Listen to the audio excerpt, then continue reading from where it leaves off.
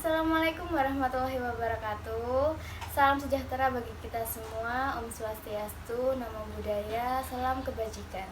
Nama saya Cindy Eka Nirawati, NIM 168007,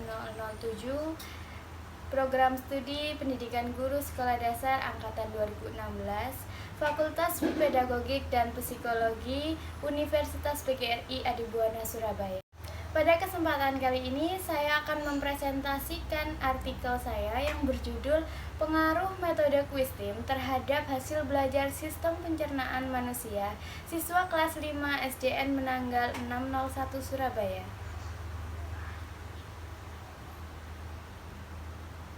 Yang melatar belakangi pengangkatan judul pada artikel ini yaitu siswa pasif pada pembelajaran. Siswa yang kurang tertarik untuk memperhatikan arahan oleh guru dan siswa yang belum memahami materi. Hal ini berdampak pada hasil belajar siswa yang belum tercapai sesuai harapan dan tujuan pembelajaran yang belum tercapai secara maksimal.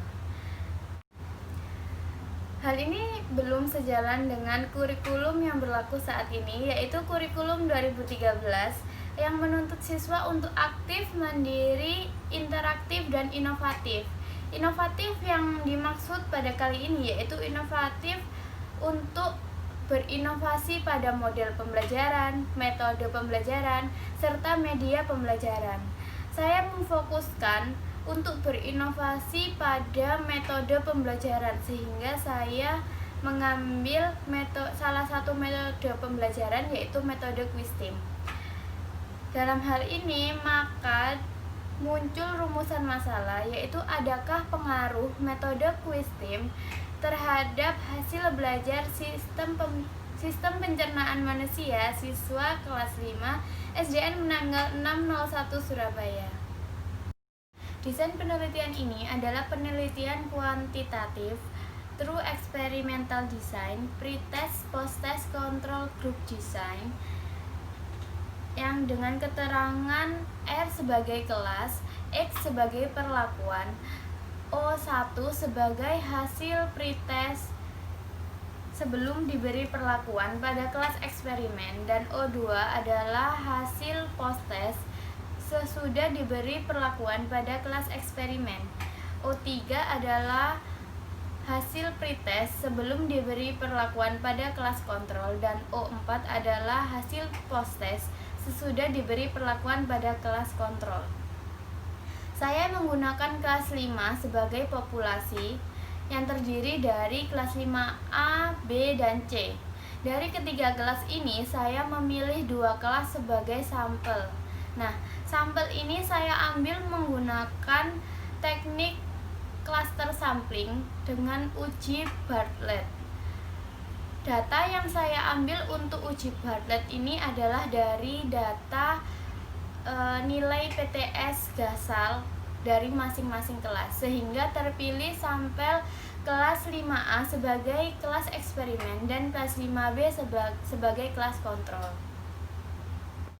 Analisis data yang digunakan ada 3 tahapan, yaitu yang pertama uji normalitas, yang kedua uji homogenitas, dan yang ketiga uji t-test paired sample dengan rumus sebagai berikut. Uji normalitas dengan ketentuan jika X hitung kurang dari X tabel, maka di distribusi data normal. Hasil dari pretest kelas eksperimen dengan angka negatif 9,729 kurang dari X tabel yaitu 11,070,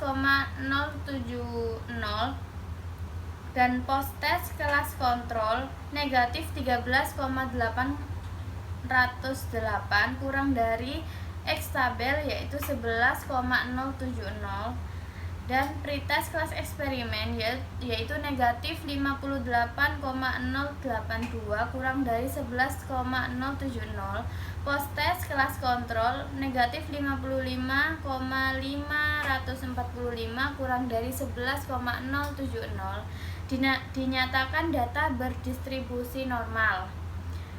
Untuk uji homogenitas dengan ketentuan jika F hitung kurang dari F tabel, maka homogen. Hasil dari uji homogenitas, pretest, kelas eksperimen, dan kelas kontrol dengan angka 1,258 kurang dari 1,860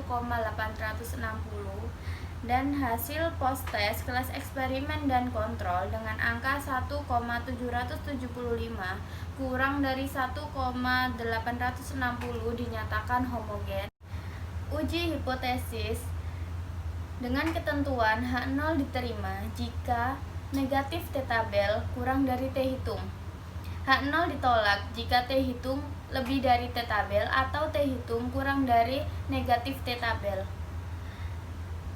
Pretest, post-test, kelas eksperimen H0 ditolak jika dengan angka 15,471 lebih dari 2,001. Pretest, post-test, kelas kontrol H0 ditolak jika 7,056 lebih dari 2,001. Dinyatakan adanya pengaruh.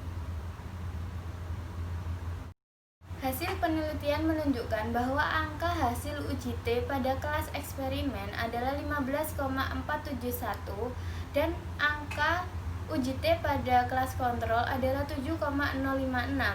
Hal ini berbeda secara signifikan, sehingga hal ini menunjukkan bahwa pengaruh positif kelas eksperimen yang menggunakan metode Quiz-Team lebih besar daripada pengaruh positif kelas kontrol yang menggunakan metode konvensional atau metode ceramah seperti biasanya. Hal ini dapat disimpulkan bahwa adanya pengaruh metode Quiz-Team terhadap sistem pencernaan manusia. Siswa kelas 5 SDN Menanggal 601 Surabaya. Berikut adalah kurva daerah penolakan dari kelas eksperimen dan kelas kontrol. Simpulan dari artikel ini yaitu ada pengaruh penggunaan metode Quiz-Team terhadap hasil belajar sistem pencernaan manusia. Hal ini dibuktikan pada hasil belajar siswa pada kelas eksperimen yang menggunakan metode Quiz-Team lebih baik daripada hasil belajar siswa yang tidak menggunakan metode Quiz-Team pada kelas kontrol. Hal ini dapat diketahui setelah menghitung dari nilai rata-rata. Berdasarkan perhitungan, statistik menunjukkan bahwa T hitung lebih dari T tabel dengan signifikansi alfa dibanding 0,05 atau 5%, sehingga H0 ditolak dan H1 diterima. Sekian presentasi dari saya, kurang lebihnya mohon dimaafkan. Wassalamualaikum warahmatullahi wabarakatuh.